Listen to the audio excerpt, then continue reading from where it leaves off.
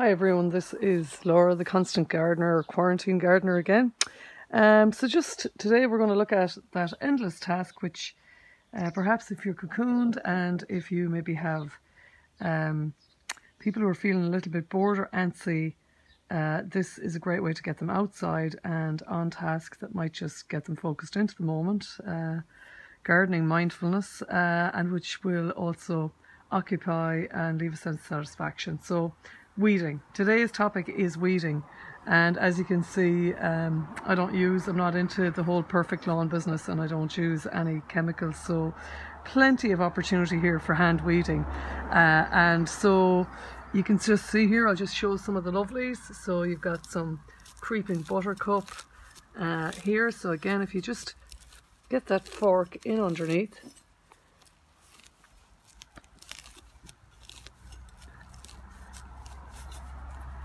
and just start picking out some of the weeds. Okay,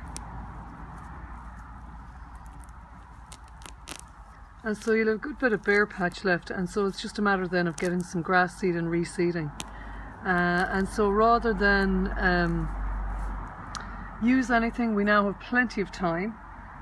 We can just take out some of the lawn weeds like that, reseed with some grass seed,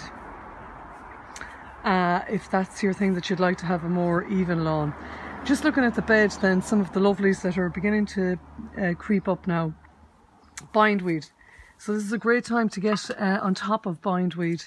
The garden here backs onto a wild area outside, and so there's bindweed coming under the wall into the bed, and that's always going to be an issue.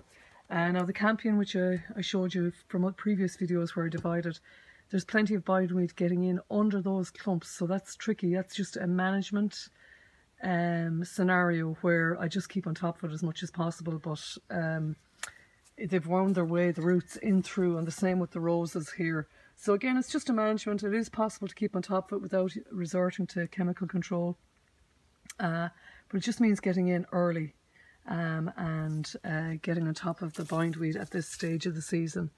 I'm just trying to see now if I've got any. Here we are. Okay, so in behind the leucanthemum there, you'll just see where they're coming up from underneath the wall there.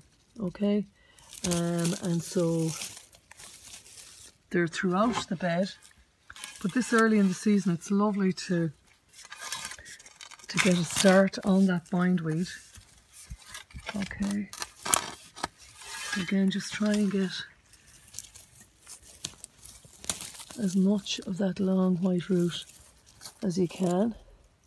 It's coming up from underneath the wall, so I will hear that that snap that you try to keep from snapping it for as long as possible, so you get as much of the root as you can by teasing it there. Okay, lovely. Okay, so as you can see, just to give you an idea here,